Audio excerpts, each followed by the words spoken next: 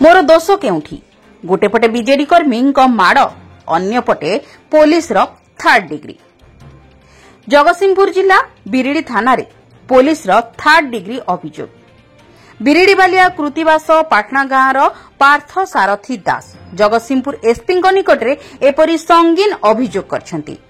पार्थ सारथी तीर्तोल विधायक रमाकांत भोई ब्लॉक कार्यालय रे समीक्षा बैठक चालुथिबा बेले सेही समय रे पार्थ सारथी दास ब्लॉक को एक कामर बिल बाबद रे जाइथिबा बेले काम सारी ब्लॉक रु बाहरुथिबा बेले बीजेडी रो दुई गोष्ठीक मध्य पाक युद्धरु घटिथिला महायुद्ध।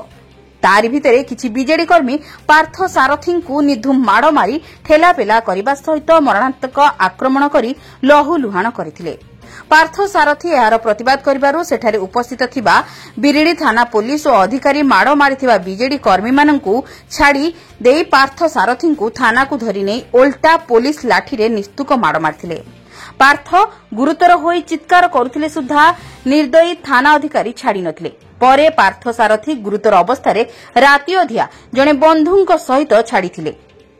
पार्थ सारथी गुरुतर अवस्था प्रथमे बिरिडी चिकित्सालय चिकित्सित बेले गुरुतर अवस्था चिकित्सित हेउथा बेले अत्याधिक गुरुतर हेबारु परे कटक बड़ मेडिकल रे चिकित्सित होई फेरिबा परे ए बाबदरे एसपी और मानवाधिकारी कमिशनर दृष्टि आकर्षण करछन्ती, जाहाकु नै पार्थ सारथी गणमाध्यम आगरे प्रतिक्रिया रखिछन्ती। परे जिला एसपी मध्य अभियोग को नै प्रतिक्रिया रखिछन्ती। पार्थ सारथी देइथिबा अभियोग वर्तमान प्रांत हस्तगत होई नाही।